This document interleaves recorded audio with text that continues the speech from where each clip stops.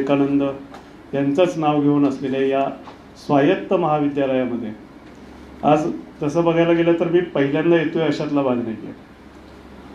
मी याच्या अगोदर या ठिकाणी अधिकारी म्हणून खूप वेळा आलो, त्यावेळेस या महाविद्यालयाची शिस्त बघितली. आजही त्या शिस्तीप्रमाणे गाडी आणल्यानंतर ग्रंथालयाच्या समोर पार्किंगमध्ये लाईनमध्ये लावून परत नंतर इकडं आलो.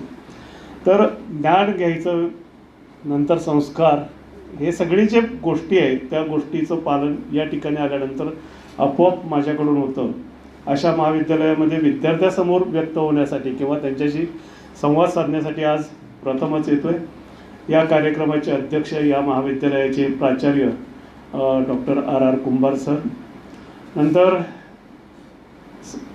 आपल्या महाविद्यालयातील सायन्स असोसिएशनच्या समन्वयक, आणि तसं बघायला गेलं तर मला वाटतं माझ्या पुस्तकाच्या प्रसिद्ध झाल्यानंतरच्या खऱ्या अर्थानं पहिला वाचक शिर्के मॅडम,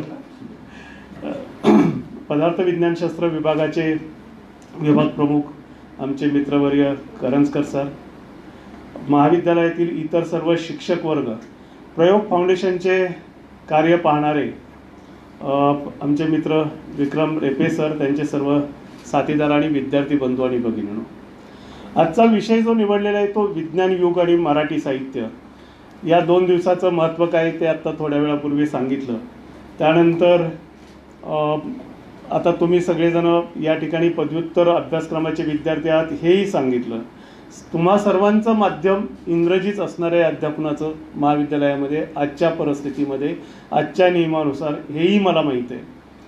पण काही वर्षामध्ये ही परिस्थिती बदलणार आहे आणि ही परिस्थिती बदलत असताना या गोष्टीचा म्हणजे साहित्याचा अभ्यास कशा पद्धतीनं आपण केला पाहिजे याच्याकडे थोडंसं बघण्याची गरज आहे.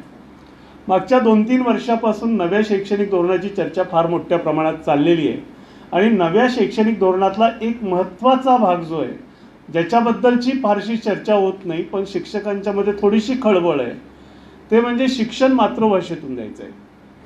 तुम्हाला कल्पना आहे की नाही, वृत्तपत्रातल्या या बातम्यांच्याकडं किती लोकांनी बघितले मला माहीत नाही. मी काही प्रश्न विचारणार आहे पण त्याची उत्तरं तुमच्याकडून मागणार नाही, कारण मी परीक्षा घ्यायला आलेलो नाही. परीक्षा घेणारी मंडळी वेगळी आहेत, मी आता त्या कक्षेच्या बाहेर आहे आणि कक्षेबाहेरच्या इलेक्ट्रॉननं आतल्या केंद्रकाकडे जास्त ढवळाढवळ करायची नसते. त्या पद्धतीने मी तुमच्याकडून उत्तरांची अपेक्षा करणार नाही पण प्रश्न तुमच्याकडे सोडणार आहे. त्याचा विचार तुम्ही करायचा आहे, त्याच्यातलं काही घ्यायचं आहे, काय आपल्या जीवनामध्ये आणायचं आहे, त्याच्यानुसार पुढच्या काही संधी शोधता येतात का हे तपासायचं, हे काम तुमचं आहे. कारण स्वतःला ओळखायचं असतं ते स्वतः, दुसऱ्याने तू अशी आहेस असं म्हणण्याला काही अर्थ नसतो. तू कसा आहे हे सांगितलं तर ते प्रमाणपत्र खरंच असेल असं मानायचं काही कारण नाही. मला आजही आठवतं, मंगेश पाडगावकर एका महाविद्यालयामधल्या बक्षीस समारंभाला आले होते आणि उभा राहिल्यानंतर ते तिथल्या विद्यार्थ्यांना म्हणले की या महाविद्यालयात शिकणाऱ्या सर्व भाग्यवंत विद्यार्थी मित्रांनो, विद्यार्थिनी हा शब्द त्याच्यातच अभिप्रेत होता. मग त्याच्यात पुढे त्यांनी स्वतःच सांगितलं की मी भाग्यवान असा शब्द का वापरला, तर या महाविद्यालयामध्ये खूप झाडं आहेत आणि ही झाडं जी आहेत ती तुमच्या पाठीशी आहेत. त्या वातावरणात तुम्ही जगताय आणि या वातावरणात जगताय म्हणून तुम्ही नशीबवान आहात. कारण माणसं पाठीशी असण्यापेक्षा झाडं पाठीशी असणं हे खूप महत्त्वाचं असतं. कारण झाडं कधी दगा देत नाहीत, पाठीमागून माणसं कधी वार करतील सांगता येत नाही. आणि त्यामुळे मी तुम्हाला भाग्यवान म्हणतो की तुमच्या आजूबाजूला सगळीकडे झाड आहे. तर हे सांगायचा संदर्भ एवढाच आहे की माणसं जे आपल्याला सांगतात की तू अशी आहेस किंवा तू असा आहे, ते खरंच असेल असं नाही. आपल्या खिशातलं, आपल्या मनातलं काहीतरी काढून घ्यायचं असेल तर अशी कौतुकाची वाक्य फार येत असतात. हे सगळ्यांनी लक्षात ठेवलं पाहिजे आणि त्यामुळं स्वतःचं परीक्षण करायचं. हे सांगत असताना मी पहिल्यांदा आत्ता जो विषय आहे त्या विषयाकडे जात असताना पहिली गोष्ट मी सांगेन की मराठीमध्ये पहिला विज्ञान साहित्यिक म्हणून जर कुणाचं नाव घ्यायचं असेल तर माझ्या दृष्टीनं संत तुकाराम आहेत. संत तुकाराम कशासाठी, तर त्यांनी फक्त इथल्या अंधश्रद्धांच्यावरती प्रहार केला, इथल्या चुकीच्या गोष्टींच्यावरती प्रहार केला असं बिलकुल नाही. तर लेकुरे जर नवसे होती नवरे काय असी लागती असा परखड प्रश्न त्यांनी त्यांच्या अभंगातून मांडलेला आहे. मात्र काय झालं की संत साहित्य जे आहे ते भक्ती परंपरेतलं आहे, ते एक काव्य आहे, ते एक साहित्य आहे, एवढ्याच अंगानं त्याच्याकडे बघण्यात आलं आणि त्याच अंगानं आजही आपण बघतो. म्हणून विज्ञान साहित्यिक म्हणून साहित्यिकांच्या यादीमध्ये कुठेही तुकारामांचं नाव येत नाही. किंबहुना विज्ञान साहित्याचा जो इतिहास लिहिला त्या इतिहासामध्ये यांचं संत तुकारामांचं नाव येतं. त्याच्यानंतर आपल्याला जर संदर्भ शोधायचा झाला तर महात्मा ज्योतिराव फुले येतात. आणि त्याच्यामुळं खऱ्या अर्थानं मला यावर्षीच्या पुरस्काराचं नाव ऐकल्यानंतर खूप बरं वाटलं की महात्मा ज्योतिराव फुलेंचा नावाचा पुरस्कार मला मिळतोय. महात्मा ज्योतिराव फुलेंच्या कविता जर वाचल्या तुम्ही तर अतिशय, मी काही संदर्भाची पानं जाणीवपूर्वक आणलेली आहेत. खरं सांगायचं झालं तर मूळचा शिक्षकच असल्यामुळं मला कागदा हातात घ्यायला आवडत नाही, पण काही कागद इथं आणलेले आहेत. त्यातल्या एका कवितेमध्ये महात्मा ज्योतिराव फुले पाणी कसं वर्तन करतं किंवा ज्याला जलचक्र म्हणून आपण विज्ञानामध्ये अभ्यासतो ते पूर्ण जलचक्र उकलतात. आणि ते उकलून सांगत कुठे जातात तर ते पाणी जे असतं त्याची वाफ होते, वाफेतला अणू, मग अणू हा शब्द वापरलेला आहे. आता त्या सगळ्या गमती थोड्याशा सांगणार आहे मी मध्ये. तो अणू आकाशात जातो, मग त्याचा ढग होतो, त्याला काळा रंग येतो, तो पडतो, पडल्यानंतर तो खाली असलेल्या बीजाला भिजवतो, भिजल्यानंतर बीज अंकुरतं आणि मग त्याच्यापासून जे रोप उगवतं त्याचा मोठा वृक्ष होतो. ही सगळी मांडणी एका कवितेत केलेली आहे. आणि म्हणून माझ्या दृष्टीनं महात्मा ज्योतिराव फुले हे सुद्धा विज्ञान साहित्यिकच आहे. त्यांनी जशी मांडणी कवितातून केली तशीच मांडणी त्यांनी गद्यातून पण केलेली आहे. आणि त्या दृष्टीनं महात्मा ज्योतिराव फुलेंचं साहित्य वाचत असताना त्या अंगानं बघायला पाहिजे. आणखी एक मोठा घोळ झालेला आहे समीक्षकांच्या बाबतीत. हा मराठी भाषेतले जे समीक्षक आहेत त्यांचा दोष म्हणायचा का नाही या वादात आपण पडायचं कारण नाही. पण काही दिवसापूर्वी माझा मोर पिसावरचा एक लेख वाचल्यानंतर मला एका मराठीच्या प्राध्यापकांनी सांगितलं, अहो तुम्ही मोराच्या संदर्भातले, मोर पिसा संदर्भातले इतके संदर्भ दिलेले आहेत. माझ्या ब्लॉगवरती कॉमेंट तुम्हाला बघायला पण मिळेल. पुशी रेगेंची सावित्री कशी काय विसरलात? पुशी रेगे हे तसे इकॉनॉमिक्सचे प्राध्यापक होते. आता ही माहिती मी नंतर मिळवली बरं का, ती कॉमेंट वाचल्यानंतर मी मिळवली. म्हणून मी आजही शोध घेत असतो आणि शोध घेणारा का, कसे, काय या 3 प्रश्नाची उत्तरं शोधणारा जो असतो तो कोणत्याही विषयातला असो शास्त्रीय दृष्टिकोन बाळगणारा असतो. खरं सांगायचं झालं तर मराठीतून का शिकायचं आणि का अभ्यास करायचा, का व्यक्त व्हायचं याची कारणं पण मी तुम्हाला सांगणार आहे. त्यावेळेसही एक प्रश्न मी विचारणार आहे आणि परत उत्तरही मीच सांगणार आहे. तर पुशी रेगेंच्या सावित्रीचा शोध घेतला, पुशी रेगेंचा शोध घेतला तर ते इकॉनॉमिक्सचे प्राध्यापक होते. मराठीतून खूप छान लिहायचे, कविता त्यांच्या खूप सुंदर होत्या, कादंबऱ्या त्यांनी खूप छान लिहिल्या. त्यातलीच एक कादंबरी म्हणजे सावित्री. आणि ती सावित्री कादंबरी जी आहे तिचा सुरुवातीचा भाग मोरावरती आहे आणि शेवटही त्या मोरावरती येतो आणि त्याचा संदर्भ माझ्या लेखात कुठेही नव्हता. आता माझा दृष्टिकोन असा आहे की मी विज्ञानाचा माणूस आहे. मी विज्ञानाच्या अंगानं बघणार, विज्ञानाच्या अंगानं जाता जाता मला काही ललित सापडलं तर तेवढं बरोबर घेऊन जाणार. सगळंच शोधणं हे काही मला शक्य नाही आहे. त्यामुळं सावित्रीकडे मी जायचा काही प्रश्नच नव्हता. पण ती कादंबरी एका मराठीतल्या जाणकार समीक्षकानं सांगितले म्हटल्यानंतर मी शोधली, मिळवली. आज ती विक्रीला उपलब्ध नाही, तिच्या प्रिंट्स उपलब्ध नाही. पण मी ज्यावेळेस वाचायला गेलो त्याच्यानंतर मी ती कादंबरी फक्त 15,000 शब्दांची आहे. कादंबरीची शब्दसंख्या किती आहे? पानं नाही मी म्हणत, शब्दसंख्या 15,000. आता 15,000 शब्द म्हणजे आपल्या A4 साईजच्या कागदावरती जर छापायचे झाले तर जास्तीत जास्त 20 पानं एवढ्या आकाराची ती कादंबरी. पण ती कादंबरी वाचायला मला जवळपास 2 दिवस लागले. त्याचं कारण असं होतं की कादंबरी वाचत थोडं पुढं गेल्यानंतर मला वाटायचं लेखकाला याच्यात वेगळंच काहीतरी सांगायचं आहे. मी कादंबरी पूर्ण वाचली आणि मराठीतले ज्येष्ठ समीक्षक रणधीर शिंदे सरांना त्यांना फोन करायच्या अगोदर आणखी एक काम केलं. इंटरनेटवरती या कादंबरीवर कुणी लिहिलंय हे शोधायचा प्रयत्न केला. तर मला 71 लेख सापडले. त्या 70 लेखांना मी वाचलं. ते लेख वाचण्यापाठीमागं कारण असं होतं की जेवढ्या लोकांनी या कादंबरीबद्दल लिहिले त्यांनी काय काय लिहिले. तर बऱ्याच लोकांनी त्याची पुनरावृत्ती केलेली होती. सावित्री अतिशय सुसंस्कृत स्त्री होती, ती स्वाभिमानी होती, ती सर्वांच्याकडे कनवाळू दृष्टीने बघायची, ती कशी स्वावलंबी होती, अशी सगळी वर्णनं तिचे वेगवेगळे पैलू त्याच्यामध्ये मांडलेले होते. कुणीतरी एकानं लिहिलेलं होतं की ज्ञानेश्वराच्या पसायदानाचं त्याच्यात दर्शन घडतं. हे सगळं वाचल्यानंतर मी थोडासा हताश झालो, निराश झालो, वाईट वाटलं मला.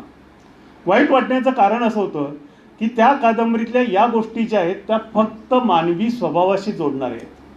पण त्या कादंबरीमध्ये 2 ते 3 पानामध्ये, कादंबरीत एका पानावरती जास्तीत जास्त 150 ते 200 शब्द अशा पद्धतीनं अतिशय सुंदर रचना करून त्या पुस्तकाला मोठं केलंय. आकाराने मोठं केलंय. त्याच्यातल्या कंटेंट वाईज जर बघायला गेलं किंवा त्या आशयाकडे जर बघितलं तर खूप प्रचंड मोठा आवाका आहे त्या कादंबरीचा. तर 2 ते 3 पानामध्ये जवळपास 60-70 वर्षापूर्वी घडलेल्या एका घटनेचा संदर्भ त्यांना लागला असावा किंवा त्यांनी ते भविष्यात काय घडणार आहे हे बघितलेलं असावं आणि अतिशय सुंदर वैज्ञानिक भाष्य केलेलं होतं. काय झालेलं होतं, 1958 साली चीनचा हुकुमशाह किंवा सम्राट, आता त्यांना हुकुमशाह म्हणायचं, सम्राट म्हणायचं का राष्ट्रप्रमुख म्हणायचं हा प्रश्न वेगळा आहे, कारण तिथलं काहीच बाहेर येत नाही, खरं काही कोणाला कळत नाही. कोरोनाच्या बाबतीतही तेच खरं आहे. तर त्याने हुकूम सोडला की सगळ्या कंसांच्या वरती चिमण्या येतात बसतात आणि अन्नधान्याची प्रचंड नासाडी होते, त्यामुळं या देशातल्या सगळ्या चिमण्या मारून टाकल्या पाहिजेत. चिमण्या मारून टाकायचा हुकूम सोडल्यानंतर त्या राष्ट्रातल्या सगळ्या चिमण्या मारल्या गेल्या आणि चिमण्या मेल्यानंतर, सगळ्या चिमण्या नष्ट झाल्यानंतर कंसावरती पक्षी यायचे बंद झाले. पण अळी एवढ्या मोठ्या प्रमाणात पडली की पक्षी खाऊन जेवढं नुकसान होत होतं त्याच्या 5पट नुकसान त्या अळ्यांनी केलं. हा एक प्रश्न, पण त्या कादंबरीमध्ये या प्रश्नाचा थेट कुठेही उल्लेख न करता त्यांनी त्या विषयाचा संदर्भ घेतला असावा असं मला वाटलं. आणि तिथून पुढे काय घडत जाणार आहे याचं चित्र उभा करत यावर्षी सुद्धा आपल्या महाविद्यालयात कदाचित कोरोनामुळं नसेल घडला तो उपक्रम, पण सर्व शिक्षण संस्थांवरती शासनानं एक लादलेला उपक्रम मी म्हणतो आवश्यक आहे, पण तो लादावा लागतो, सरकारला सांगावं लागतं हे करा म्हणून. वृक्षारोपण कशा पद्धतीनं केलं जाईल ह्याचं, किंवा तिथं एक वृक्षारोपण करणारी मुलं रंगवलेली आहेत आणि तसा उपक्रम त्याच्यामध्ये असलेल्या वर्णनाबर हुकूम आपण दरवर्षी राबवत असतो.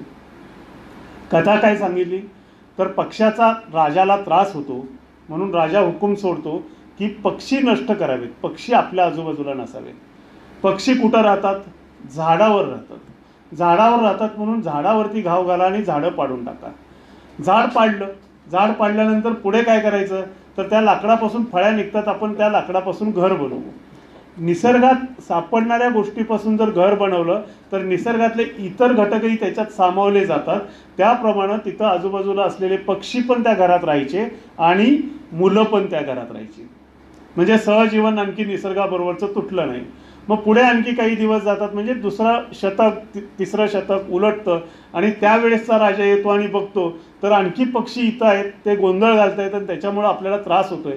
मग हे पक्षी घालवायचे तर काय करायचं, आता लाकडाचं घर बांधायचं नाही, सिमेंटचं घर बांधायचं. सिमेंटची घरं बांधली जातात आणि पक्ष्यांचा, निसर्गाचा आणि माणसाचा सहसंबंध तुटतो आणि मग एक अशी मोठी नैसर्गिक आपत्ती येते की ज्याच्यात हे सिमेंट कॉन्क्रीटला वापरून उंच उभारलेली इमले कोसळतात आणि हे सगळे इमले कोसळल्यानंतर लहान मुलं, आपल्याबरोबर पक्षी आत्ता राहत नाहीत, पक्षी झाडं असली तर राहतात म्हणून वृक्षारोपण करतात आणि पहिल्यांदा झाड तोडायला विरोध करणारा एक वृद्ध ग्रहस्थ असतो तो आणि एक शिक्षिका त्या मुलांच्या बरोबर असते. असं चित्र त्या कादंबरीत 1962 साली प्रसिद्ध झालेल्या कादंबरीत रंगवलेलं आहे. त्यावेळेस आजच्या इतका मोठा पर्यावरणाचा प्रश्न नव्हता, आजच्या इतकी मोठी वाईट परिस्थिती नव्हती, पण वृक्षारोपणाचे कार्यक्रमच मुळात होत होते का नाही हा संशोधनाचा भाग आहे. पण त्या कादंबरीमध्ये पोशी रेगेंच्या सारख्या एका साहित्यिकानं एवढं मोठं चित्रण केलं, पण मराठी साहित्यातल्या एकाही परीक्षकाने त्याच्यावरती कुठेही कॉमेंट केली नाही. हे मला खूप खटकलं. मी ही गोष्ट रणधीर शिंदे सर, कारण ते समीक्षेच्या बाबतीतलं दादा नाव आहे, कोल्हापूर पश्चिम महाराष्ट्रच नव्हे तर महाराष्ट्रातलं, त्यांच्याशी बोललो आणि त्यांनी सांगितलं की खरंच या अँगलनं कुणी बघितलेलं नाही, तुम्ही बघितले तर तुम्ही लिहा. असं विज्ञान साहित्य म्हणून उचलता येतील अशा खूप गोष्टी मराठी साहित्यामध्ये तयार झालेल्या आहेत, लिहिल्या गेलेल्या आहेत आणि त्या लोकांच्यापर्यंत पोचलेल्या आहेत. पण विज्ञान साहित्य म्हणून त्याच्याकडे बघितलं जात नाही, कारण त्यांच्याकडे कथाकार, कादंबरीकार असा शिक्का बसलेला असतो आणि त्यामुळं कदाचित आमच्यासारखे जे विज्ञानाचे पदव्युत्तर शिक्षण घेतलेले, डॉक्टरेट शिक्षण घेतलेले आहेत, त्यांनी एखादं पुस्तक लिहिलं की त्याला विज्ञान साहित्यिक म्हणून एक लेबल द्यायचं, अशी पद्धत असावी असं एक मला वाटतं. पण विज्ञान साहित्य खूप पूर्वीपासून निर्माण होत आहे, निर्माण होत राहणार आहे आणि पुढेही हा वारसा आपल्याला न्यायचा आहे. आता थोडंसं मराठी भाषेबद्दल बोलायचं आहे, कारण मराठी भाषेतलं साहित्य जतन करणं, वाढवणं आणि पुढे नेणं हे महत्त्वाचं आहे. आजही जगामध्ये 10% लोक फक्त इंग्रजी भाषा बोलतात. 16व्या शतकाचा संदर्भ जर घेतला तर इंग्रजी भाषा ही फक्त 10,000 लोक बोलत होते. त्यातले विद्वान लोक ज्ञान संपादन करण्यासाठी लॅटिन किंवा ग्रीक भाषेचा उपयोग करत होते. मग 10,000 लोकांची असणारी ही भाषा आज आपली भाषा का होते, किंवा आपल्याला वर्गामध्ये एखाद्या विषयाचं ज्ञान घेण्यासाठी त्या भाषेचा आधार का घ्यावा लागतो? तर याची 2 कारणं आहेत. 2 कारणं कुठले? तर पहिली गोष्ट म्हणजे इंग्रजांच्या मध्ये जो आक्रमकपणा होता, त्यांनी जगातल्या अनेक देशांच्या मध्ये मोठं साम्राज्य निर्माण केलं, हा त्यांचा स्वार्थ झाला. दुसरा भाग जो आहे तो त्यांनी त्यांच्या भाषेसाठी केला. जसं आपल्याकडे आजही काही अंशी संस्कृत भाषा जाणणाऱ्या व्यक्तीला श्रेष्ठ मानलं जातं आणि बाकीच्या भाषा जाणणाऱ्यांना कनिष्ठ मानलं जातं, तसं त्या काळामध्ये युरोपमध्ये सुद्धा इंग्रजी भाषा बोलणाऱ्यांना तुच्छ लेखलं जात होतं. आणि या तुच्छ लेखल्या जाणाऱ्या लोकांच्या मध्ये जो आक्रमकपणा होता, त्याच्यातून हे साम्राज्य उभं राहिलेलं होतं. आणि त्या साम्राज्यवादाबरोबर त्यांनी दुसरी एक महत्त्वाची गोष्ट करायला सुरुवात केली. ज्या ज्या देशामध्ये ते जातील त्या त्या देशामध्ये असणाऱ्या सगळ्या गोष्टींची वर्णनं त्यांच्या भाषेत केली. ते इतके धूर्त होते, त्याच्या काही आजही खानाखुणा सापडतात, आपल्याला त्यांचे पुरावे मिळतात. ऑफिसर्सच्या ज्या निवासस्थानांची रचना होती त्यांच्या, त्या ऑफिसर्सच्या निवासस्थानांची रचना फार वैशिष्ट्यपूर्ण होती. कशी होती बघा, बाहेरच्या बाजूला एक खोली असायची, जिथे अगदीच ऑफिसमधला एखादा त्यांना घरात घ्यायचा नाही असा माणूस आला तर त्याला तिथल्या तिथं जुजबी बोलून कटवता यावं. त्याच्यानंतर एक खोली असायची जी त्यांच्या खलबतांची खोली असायची. जरा महत्त्वाचा पाहुणा जर आला किंवा महत्त्वाची व्यक्ती जर आली तर त्याच्याबरोबर चर्चा करायची. त्यानंतर त्यांचं किचन असायचं, बेडरूम असायची. आणि ह्या सगळ्या गोष्टी झाल्यानंतर मध्ये एक पॅसेज सोडून पलीकडच्या बाजूला एक त्याची खोली असायची, ती म्हणजे स्टडी रूम. आणि इंग्रजी भाषेमध्ये खूप चांगल्या नोंदी, खूप चांगलं रेकॉर्ड हे या इंग्रज अधिकाऱ्यांनी तयार केलं. आणि त्याच्यामुळे आपल्याकडच्या इतिहासाचे संदर्भ शोधताना सुद्धा आपल्याला आज इंग्लंडमधल्या लायब्ररीचा दाखला द्यावा लागतो किंवा घ्यावा लागतो. तर हे एक गोष्ट केली. दुसरी गोष्ट त्यांनी काय केली, तर ज्या ज्या देशामध्ये त्यांनी सत्ता केली किंवा ज्या ज्या देशामध्ये ते गेले, त्या त्या देशातले सगळ्यात चांगले ग्रंथ जे आहेत त्या ग्रंथांचं इंग्रजीमध्ये भाषांतर केलं. आणि हे भाषांतर करत असताना इंग्रजीत केलं, लॅटिन किंवा ग्रीकमध्ये नाही केलं.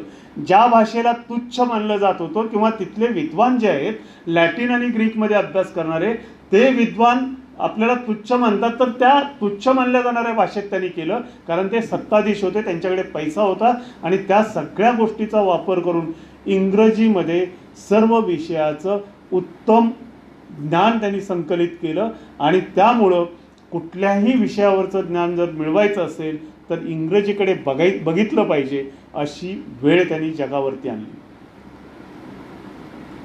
हे केल्यामुळं, आणि आपल्याकडे ते सत्ताधारी होते, आपल्याकडे सत्ताधारी असल्यामुळं आपोआपच आपल्याकडच्या या गोष्टी ज्या आहेत त्याचे संदर्भ, मॅकॅले नावाचा अतिशय धूर्त माणूस होता, त्याने या ठिकाणी शिक्षण पद्धती सुरू करत असताना अनेक विषयांचं ज्ञान इंग्रजीतून द्यायची सुविधा निर्माण केली.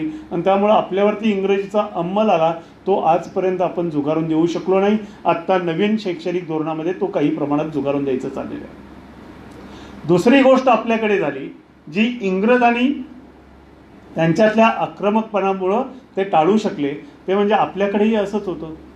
आपल्या देशात तर काश्मीरपासून कन्याकुमारीपर्यंत गेलो तर किती भाषा बोलल्या जातात बघा. आणि आपल्याकडे ज्ञानभाषा ही संस्कृत आहे, आपल्याकडेही ज्ञानभाषा देवभाषा मानली जाते. आणि इतर भाषामध्ये साहित्य निर्माण करणं हे कनिष्ठ मानलं जायचं आणि तसं साहित्य निर्माण करणाऱ्यांना प्रसंगी दंडित केल्याची सुद्धा उदाहरणं आहेत. ज्ञानेश्वर असतील, तुकाराम महाराज असतील, यांनी प्राकृतातून केलेल्या रचनांना फार मोठ्या प्रमाणात विरोध झाला. ते बाकीच्या सगळ्या वादामध्ये आपल्याला पडायचं कारण नाही आहे, पण अशा गोष्टी ह्या घडत गेल्या. त्यांना कसं खच्चीकरण करता येईल त्यांचं याच्याबद्दलचे प्रयत्न होत होते. आणि अर्थात ज्यांच्याकडे ताकद आहे ते स्वतःचं महत्त्व प्रस्थापित करण्यासाठी असे प्रयत्न करत राहणार. पूर्वी केलेले आहेत, आज होतात, भविष्यातही होणार आहे. आज अमेरिका काय करते, चायनानं काय केलं, हे सगळे देश जे आहेत ते अर्थकारणाशी निगडीत गोष्टी आहेत. अर्थ आहे तिथं स्वार्थ आहे, स्वार्थ आहे तिथं परमार्थ नसतो. आणि त्या पद्धतीने हे सगळं जग चाललेलं आहे, चालत राहणार आहे. त्याच्यामध्ये आपल्यावरती जबाबदारी येते आपली मातृभाषा टिकवण्याची. आणि ही टिकवत असताना आपण व्यक्त होण्यासाठी आपली मातृभाषा, इथं कोणीतरी असंही असेल की मातृभाषा कदाचित कन्नड असेल, आणखी कुठली असेल, तर मातृभाषा टिकवण्याचं फार मोठं आव्हान आहे.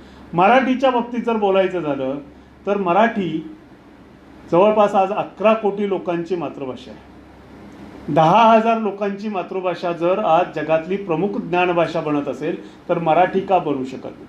आणखी काही गैरसमज आपल्या डोक्यातले आपण काढून टाकले पाहिजे. त्याच्यासाठी मी उदाहरणं देणार आहे काही देशांची. जपान दुसऱ्या महायुद्धामध्ये विज्ञानाच्याच प्रगतीनं बेचिराग झालेला संपूर्ण देश. त्यांच्याचकडच्या दंतकथेतला पक्षी फिनिक्स, त्या फिनिक्स पक्षाप्रमाणेच तो देश उभारी घेतो आणि आज तंत्रज्ञानातलं जगातलं एक अव्वल नाव बनतं. कोरिया आपल्या बरोबरीनेच स्वतंत्र झालेलं राष्ट्र, त्याची दोन उदाहरणं, 2 रूपं आपल्याला बघायला मिळतात. कोरिया हा शब्द उच्चारला तरी. दक्षिण कोरियाचं उदाहरण जर घेतलं तर आज सर्व जगामध्ये उत्तमोत्तम इलेक्ट्रॉनिक कॉम्पोनंट्स आणि इलेक्ट्रॉनिक इन्स्ट्रुमेंट्स सप्लाय करायचं काम सॅमसंग हा ब्रँड बघायला गेलं तर दक्षिण कोरिया ही सगळ्यात मोठी त्याची फॅक्टरी आहे. हा देश तितकी भरारी घेऊ शकतो. या देशातलं शिक्षण कुठल्या भाषेत आहे? या देशातलं सगळं शिक्षण अगदी पदव्युत्तरपर्यंत त्यांच्या मातृभाषातून आहे. तैवान देशाची मातृभाषा कुठली आहे? तिथलं शिक्षण कशामध्ये? त्यांच्या मातृभाषेत आहे. आज तुमच्यासाठी तेवढ्या मोठ्या प्रमाणात संदर्भ ग्रंथ नाही आहेत आणि तुम्ही मराठीतून समजून घेऊन, समजा तुम्ही अगदी परिभाषा कोश वापरून त्याचे पर्यायी शब्द घेतले आणि मराठीतून उत्तर लिहिलं तर आम्ही आणखी विद्यापीठाने तुमच्या विज्ञान शाखेचं माध्यम हे काही उत्तरासाठीचं मराठी दिलेलं नाही, दुसरं कुठलंही दिलेलं नाही, देवनागरी लिपीत लिहिलेलं चालत नाही. त्यामुळं आम्ही तुमच्या पेपरला 0 देणार आहे. त्यामुळं तसा काही प्रयत्न करू नका. ते उत्तर तुम्हाला इंग्रजीतूनच लिहावं लागणार आहे. पण काही दिवसानंतर ही परिस्थिती निश्चितपणाने येणार आहे की मातृभाषेतून तुम्हाला पदव्युत्तर अभ्यासक्रमाची सुद्धा उत्तरं देता येतील. दुसऱ्या एका गोष्टीकडे मला महत्त्वाचं सांगायचं आहे, ते म्हणजे आज केंद्र सरकारच्या पातळीवर, राज्य सरकारच्या पातळीवर विज्ञानाच्या विद्यार्थ्यांना इतर चांगल्या संधी, अर्थार्जनाच्या संधी उपलब्ध झालेल्या आहेत. त्याची कारणं कुठली आहेत ते आपण बघितलं पाहिजे. पहिली गोष्ट म्हणजे AICTE सारखी शिखर संस्था, जी शिखर संस्था 2-2, 3-3 लाख रुपये एका पुस्तकाचं मराठीमध्ये भाषांतर करण्यासाठी अनुदान द्यायला लागलेली आहे. मातृभाषेमध्ये अनुवाद करण्यासाठी अनुदान देते, स्वतंत्र लिखाणासाठी नाही, मातृभाषेत अनुवाद करण्यासाठी अनुदान देते. हे काम सोपं आहे. ज्याला मराठी बऱ्यापैकी येते, बऱ्यापैकी हा शब्द वापरतोय. तुम्हाला टायपिंग येत नाही असं कोणी म्हणूच शकत नाही, कारण सगळ्यांच्याकडे मोबाईल चांगले आहेत आणि त्याच्यावर मराठीतून सुद्धा तुम्ही चॅटिंग करत असता, मला माहीत आहे. तर हे सगळं आपण करत असतो. त्यामुळे मराठी टायपिंग वगैरे बाकीचे प्रश्न नाही आहेत. आपण त्या गोष्टीकडे जाऊ शकतो की ज्याच्यातून चांगल्या पद्धतीचे. दुसरी गोष्ट म्हणजे मराठीमध्ये विश्वकोश तयार करायचं काम चालू आहे आणि त्याच्यामध्ये कुमार विश्वकोश नावाचा प्रकार आहे. तुमच्यापैकी किती जणांनी या कुमार विश्वकोशाच्या सोर्सला भेट दिलेली आहे, वेबसाईटला भेट दिलेली आहे? तुमच्या मनात ठरवा. दिलेली नसेल तर जरूर तिथे भेट द्या आणि तिथं जे ज्ञान दिलेलं आहे ते ज्ञान थोडंसं अनुभवायचा प्रयत्न करा. त्या ठिकाणच्या नोंदी लेखनासाठी 700 ते 800 शब्दाची नोंद, किती? 700 ते 800 शब्दाची नोंद लिहिण्यासाठी 2,000 ते 2,500 रुपयाचं मानधन मिळतं. विद्यार्थी दशेमध्ये असे कितीतरी मी उदाहरणं दाखले देऊ शकतो की ते विद्यार्थी अशा नोंदी लिहितायत, संपादकांच्याकडे पाठवतायत, संपादक ते तपासतायत आणि त्या विद्यार्थ्यांच्या अकाउंटला महिना 10,000 रुपये जमा होत आहेत. हा एक नवीन मार्ग पैसे कमवण्याचा आपल्याला उपलब्ध झालेला आहे. मित्रहो, आजचं युग जे आहे ते विज्ञान युग आहे. या युगामध्ये तुमच्याकडं तंत्रज्ञान खूप झपाट्यानं आलेलं आहे. या झपाट्यानं येत असलेल्या तंत्रज्ञानाचा फायदा आपल्या करिअरसाठी, आपल्या भविष्यासाठी, आपल्या उज्ज्वल भविष्यासाठी कसा करून घ्यायचा हे तुमच्या हातात आहे. सगळी ॲप्स जे आहेत ती ॲप्स तयार करणाऱ्यामध्ये एक तरी भारतीय असतो किंवा भारतीय वंशाचा असतो. तो भारतात ॲप क्वचितच तयार करतो, परदेशात जातो, ते ॲप विकसित करतो, मग ते ॲप भारतात येतं आणि सगळ्यात जास्त वाया वेळ घालवणारी जर जनता कुठली असेल तर ती भारतातलीच असते. मी मोबाईल वापरतो, चांगल्या क्वालिटीचा मोबाईल वापरतो, माझं फेसबुक अकाउंट आहे, माझं व्हॉट्सअप अकाउंट आहे, ट्विटर हँडल आहे, सगळीकडे मी आहे. पण त्याचा वापर मी विज्ञान, साहित्य आणि वैज्ञानिक दृष्टिकोन रुजवण्यासाठी काय करता येईल या गोष्टीच्या पलीकडे क्वचित करतो. करतच नाही असं मी म्हणत नाही. विज्ञानामध्ये एक महत्त्वाची गोष्ट असते, कुठलाही नियम हा अपवादाशिवाय सिद्ध होऊ शकत नाही. त्यामुळं अपवाद एखाद दुसरा सापडेल, लगेच तुम्ही म्हणणार सर तुम्ही तर म्हणलं होतं असं आणि हे एक उदाहरण दिसतंय. तर तसे क्वचित अगदी अपवादात्मक प्रसंग, तशा प्रसंगाव्यतिरिक्त कुठेही तुम्हाला असं सापडणार नाही. ह्या गोष्टी त्याच्यासाठी वापरायच्या आहेत. आपल्या हातात जी गोष्ट दिलेली आहे तिचा उपयोग ज्ञानवृद्धीसाठी करायचा आहे. ही तुमची गोल्डन इयर्स आहेत. महाविद्यालयामध्ये शिक्षण घेत असतानाची 3-4 वर्षे जी आपल्याला मिळतात, 5 वर्षे मिळतात, ही गोल्डन इयर्स असतात. 11वी-12वीपर्यंतची सोडा, 11वी-12वीपर्यंत कधी कधी जर हे जास्त वाढलं नाही तर BSc पार्ट 1 पर्यंत, कधी कधी पार्ट 2 पर्यंत अगदी स्लो वाढ होत असेल तर आपल्याला असं वाटत असतं की जगातला मीच एकटा शहाणा आहे, आई माझी वेडी आहे, बाबांना काही कळत नाही, सगळ्या गोष्टी माझ्यावरती लागतायत, मी इतकं शिकते किंवा मी इतकं शिकतोय, त्यातली त्यात मुलांची शिंगं थोडी जास्त वाढलेली असतात. तर हे सगळं घडत असतं. पण आत्ता तुम्ही ज्या स्टेजला आहात या स्टेजला फार गांभीर्यानं विचार करण्याची गरज आहे. आजच्या युगामध्ये सुशिक्षित बेकारांची रांग, फौज उभा आहे असं मला म्हटलं किंवा कोणी म्हटलं किंवा ऐकायला मिळालं तर खूप वाईट वाटतं. का माहिती आहे? आपण विज्ञान शिकतो, तंत्रज्ञानाच्या युगात राहतो, तरीसुद्धा आपले डोळे बंद आहेत. आणि आपले बंद डोळे जे असतात ते धृतराष्ट्राचे डोळे नसतात तर गांधारीचे डोळे असतात. गांधारीचे डोळे एवढ्यासाठी की धृतराष्ट्र खरोखरच आंधळा होता, त्याला दिसतच नव्हतं. गांधारीनं पट्टी बांधलेली होती, पट्टी खोलली तर दिसू शकतं. आपणही आज अशा ॲपच्या किंवा वेगवेगळ्या ॲप्लिकेशन्सच्या मागे लागून त्यांचा वापर करताना सारासार विचार न केल्यामुळं खूप अडचणीत येतो. आणि त्याच्यामुळं व्हॉट्सअप नावाचं एक विद्यापीठ येतं, ते विद्यापीठ खूप अफवा पसरवतं, त्याच्यातून गैरसमज, अंधश्रद्धा ह्या नव्या पद्धतीनं रुजतात. मित्र, एक मी आवर्जून सांगेन की संपूर्ण समाज अडाणी राहण्यामध्ये स्वार्थी लोकांचा खूप मोठा डाव असतो. आणि तो डाव हाणून पाडायचा असेल तर आपण त्याचा उपयोग आपल्या प्रगतीसाठी केला पाहिजे आणि आपल्या प्रगतीसाठी खूप चांगल्या पद्धतीने करता येतो. ह्या व्हॉट्सअपच्या माध्यमातून खूप चांगलं साहित्य वाचता येतं आणि तितकंच वाईटही गोष्टी आपल्यापर्यंत येतात. त्यामुळं त्याचा वापर विवेकानं करा. मूळ ज्या गोष्टी आहेत, खरोखरच चांगल्या गोष्टी आहेत, त्या गोष्टीकडे जावा. मी कुमार विश्वकोशाचं उदाहरण मुद्दाम सांगितलं. कुमार विश्वकोशावरच्या नोंदी तुम्ही जर वाचत गेलात तर वैज्ञानिक दृष्टिकोन आपला खूप बदलतो. मराठी साहित्य निर्माण होत असताना आणखी एक अडचणीची गोष्ट झाली, जी गोष्ट आपल्याला थोडीशी बदलली पाहिजे. आणि ती मी जाणीवपूर्वक, ज्या पुस्तकाला पुरस्कार मिळाला ते पुस्तक लिहिलं मी, ते विद्यार्थ्यांच्या केवळ विद्यार्थ्यांच्यामधून दिसलेल्या विज्ञानाबद्दलच्या कुतूहलामुळं माझं त्या पुस्तकातलं मनोगत वाचलं तरी तुमच्या लक्षात येईल. मी तेच लिहिलेलं आहे, त्यामुळं मी ते फार सांगत नाही. ज्यांना खरोखरच उत्सुकता असेल त्यांनी ते वाचावं. पण ते पुस्तक लिहित असताना मी हा जो दावा असतो की प्रमाण शब्दच वापरले पाहिजेत, तो मी जाणीवपूर्वक मोडलेला आहे. कोणाच्याही लक्षात आलेला आहे की नाही मला माहीत नाही, कारण माझ्यापर्यंत तशा पद्धतीची कंप्लेंट कुणी केलेली नाही.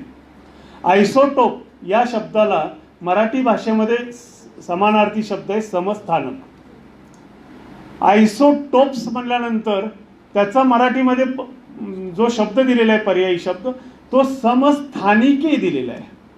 आता स्थानिके करायचा काय गरज आहे मला कळत नाही. बस स्टॉप, बस स्टॉप्स, स्थानक आणि स्थानके आम्ही तिकडं म्हणतो आणि विज्ञानातल्या भाषेमध्ये मात्र आम्ही त्याला स्थानिके उगीच वेलांटी घालून टाकली. बरोबरती मात्रा पण वाढवलाय. त्यामुळं मी सगळीकडे वापरत असताना समस्थानक आणि समस्थानके असा शब्द वापरला आणि सुदैवानं परीक्षकांनी पण तो माफ केला असावा किंवा त्यांच्या लक्षात आला की नाही मला माहीत नाही. पण मला त्या पुस्तकाच्या पुरस्काराबद्दल तेवढीच एक शंका होती की प्रमाण भाषात जर ग्राह्य धरून यांनी पुरस्कार द्यायचा ठरवला तर एवढं सुंदर पुस्तक असूनही कुणी देणार नाही असं एक वाटत होतं. पण सुदैवानं हा ट्रेंडही बदलला गेला आहे. दुसरा महत्त्वाचा भाग बघा, 2020-21 हे विज्ञानाच्या विद्यार्थ्यासाठी खूप आशादायी वर्ष आहे. आशादायी वर्ष कशासाठी तर विज्ञानातल्या अनेक गोष्टींना सन्मान लाभलेले. माझा नव्हे, जवळपास 90-95 वर्ष होत आली मराठी साहित्य संमेलनं भरतात. विज्ञान साहित्याची सुरुवात मी सांगितलं तसं महात्मा ज्योतिराव फुलेंच्या पासून झाली. तिथपासून नंतर परत पुशी रेगेंच्या पर्यंतचे मी संदर्भ दिले.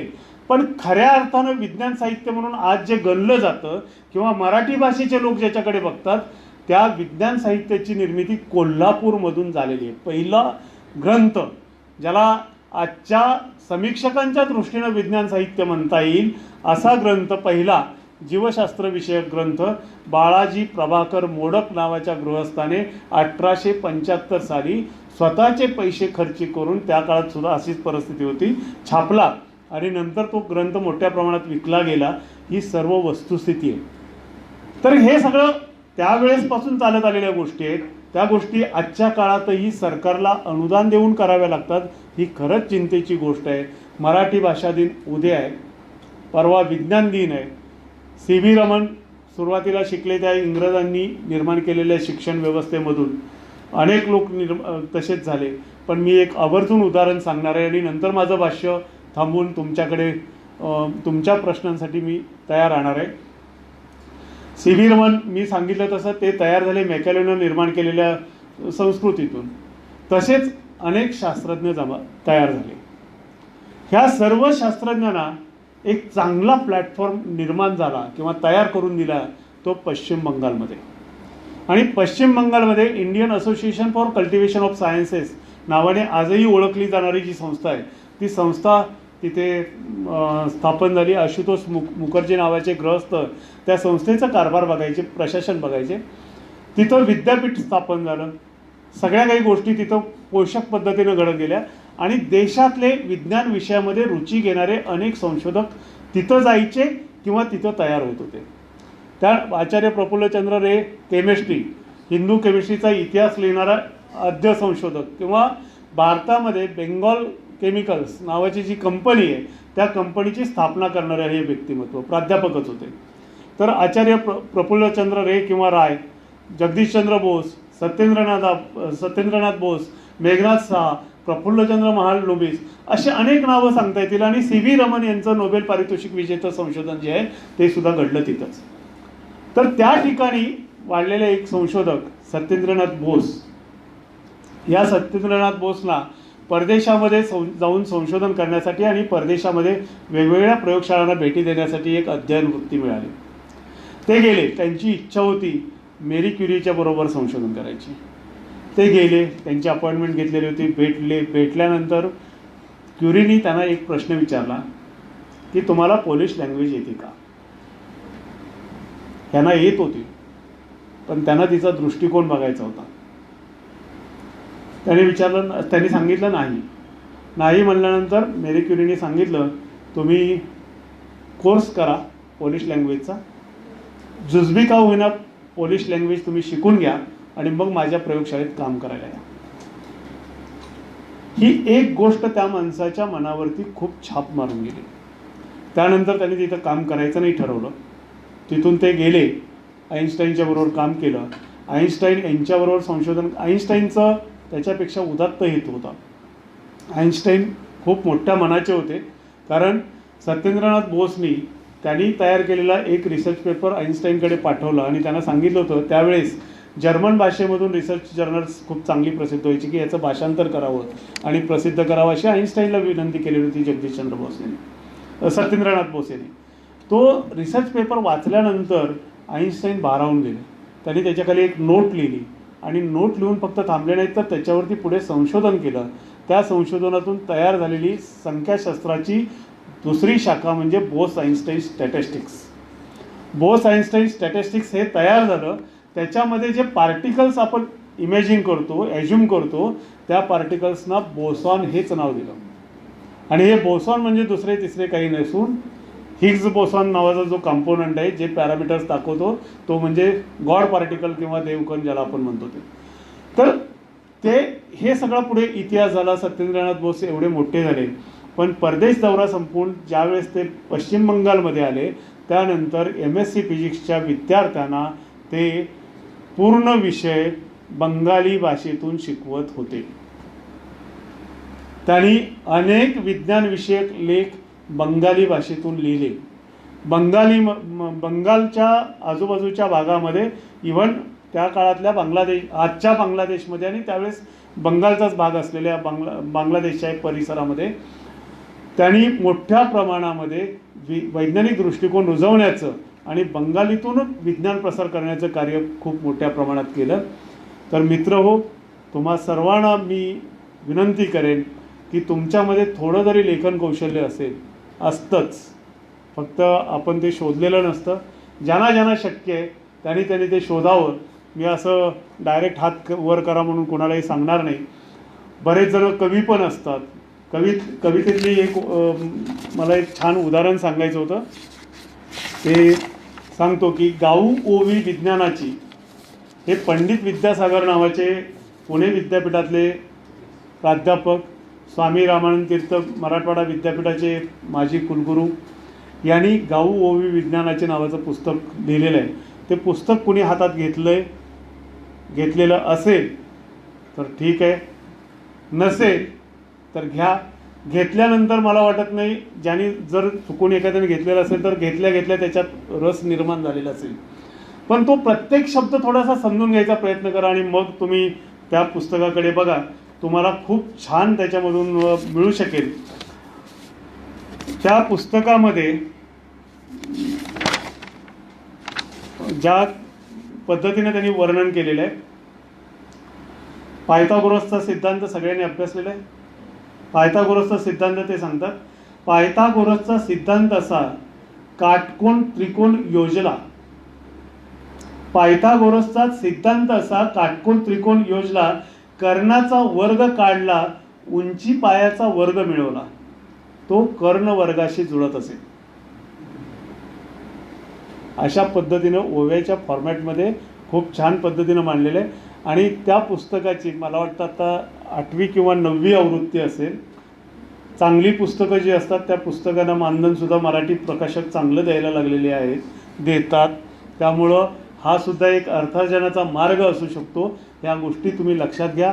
ज्या क्षेत्रामध्ये आपल्याला रस आहे त्या क्षेत्रामध्ये जावा. आज नानासाहेब थोरात नावाचा एक विद्यार्थी खूप छान पद्धतीनं मराठीतून आत्ता विज्ञान मांडतो आहे आणि तो UK मध्ये संशोधन करतो आहे. ह्या सगळ्या गोष्टी आपण लक्षात घ्या. मराठी भाषा वाढीसाठी जे जे करता येईल ते सर्वजण करा. जरी आजचं माध्यम इंग्रजी असलं तरी भविष्यात आपल्याला मराठीतून व्यक्त व्हायचं आहे याची जाणीव कुठेतरी असू द्या. आणि असं जर केलं तर आपली मराठी भाषा ही चिरकाल टिकेल. जी मधुर भाषा आहे ती तशीच मधुर भाषा राहील आणि चिरंतन राहील अशी मला खात्री वाटते. मी संयोजकाचं, विवेकानंद महाविद्यालयाचे प्राचार्य, सर्व शिर्के मॅडम, नंतर करंजकर सर, सर्वांचं मनपूर्वक आभार मानतो. पुढारीचे प्रयोग फाउंडेशनचेही मी आभार मानतो. आणि तुमच्याशी संवाद करायला या ठिकाणी उभा आहे. काही प्रश्न असतील तर विचारा.